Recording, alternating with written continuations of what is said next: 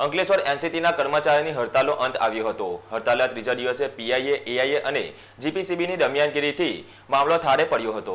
અંકલેશ્વર ઝઘડિયા અને પાનોલી જીઆરડીસીનું પ્રદૂષિત પાણીને ટ્રીટમેન્ટ કરી દરિયામાં ઠાલવતી એનસીટી કંપનીના કોન્ટ્રાક્ટના કર્મચારીઓ ગત શનિવારના રોજ હડતાલ ઉપર ઉતર્યા હતા, જે ત્રીજા દિવસે અંતે જીપીસીબીની વડી કચેરીના અધિકારીઓ, એઆઈએ અને પીઆઈએના કમિટી સભ્યો તેમજ એનસીટી અને કર્મચારીઓ વચ્ચે બેઠક યોજવામાં આવી હતી। કલાકો સુધીની ચર્ચાના અંતે મેનેજમેન્ટ અંતે કામદારના પ્રશ્ને ચૂંટણી બાદ તેમના પ્રશ્નોનું નિરાકરણ કરી આપવાની બાહેધરી આપતા અંતે હડતાલ સમેટાઈ હતી અને ફરી કામદારોએ કામગીરીની શરૂઆત કરી હતી। જોકે ચૂંટણી બાદ તેમની માંગો નહીં સંતોષાય તો ફરી આંદોલન કરવાનો પણ કામદારોએ વ્યક્ત કર્યો હતો। તો ચૂંટણીના માહોલ વચ્ચે રાજકીય આગેવાનો પણ દરમિયાનગીરી કરી કામદારોનું ધ્યાન પોતાના પ્રત્યે ખેંચવાની કોશિશ કરી હોવાનું પણ સામે આવ્યું છે।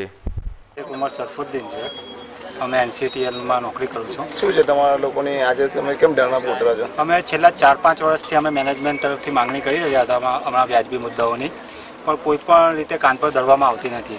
અમે લેખિતમાં બી રજૂઆતો કરી હતી, મૌખિકમાં બી રજૂઆતો કરી હતી અને પર્સનલ લેવલ પર બી જઈને રજૂઆતો કરી હતી, પણ આ દિવસ સુધી એ લોકોએ કોઈ પણ અમારી માંગણી સાંભળી નથી।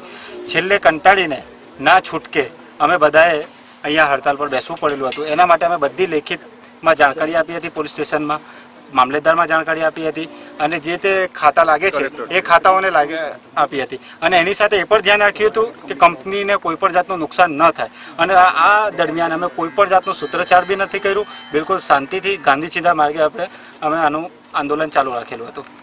આજે જે અંદર તમે જે મીટિંગ જે થઈ છે તમારા લોકો જે કમિટી ગઈ હતી તેના પર શું ચર્ચા થઈ?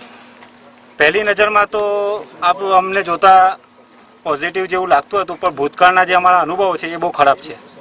તો અમે મેનેજમેન્ટ એક તરફી અમને જે ટાઈમ માંગે છે તો અમે ટાઈમ આપવા તૈયાર થયા છે, પણ અમે ભૂતકાળના લઈને ખૂબ જ અસમંજસમાં છે। તો પણ એક જ્યારે ચર્ચા વિચારણા ચાલુ થઈ છે તો અમારે બીજાને પણ અમે મેનેજમેન્ટને પણ એ સમય આપ્યો છે કે કાલ ઉઠીને એ લોકો એવું કોઈ દલીલ ન કરી શકે કે અમે કંપની વિરુદ્ધ ચાલ્યા ગયા કે કોઈ પણ જાતનું અમે ગેરબંધારણીય કામ કર્યું। એટલા માટે અમને એમની બી જે માંગણી હતી એ લોકોએ જે અમને બાહેધરી આપે છે, હમણાં લેખિતમાં આપી નથી, પણ એમણે અમને ભરોસો આપેલ છે કે અમે એમને લેખિતમાં માંગણી આપીશું તો ત્યાર પછી અમે અમારી હડતાલ સમેટવા તૈયાર છે। પણ જો એમને જે ભૂતકાળમાં જે અનુભવો થયા છે જો એ ફરીથી દોડાવવામાં આવશે તો પછી સિચ્યુએશન બિલકુલ અમારા હાથમાં રહેશે નહીં ને એના જે પણ પરિણામમાં આવશે એના માટે કંપની મેનેજમેન્ટ સંપૂર્ણપણે જવાબદાર રહેશે। આ ધરણા જે ચાલુ રહેશે કે હવે આ તમારા જે મુદ્દા જે હતા આજે તેના પર તમે શું કહેશો?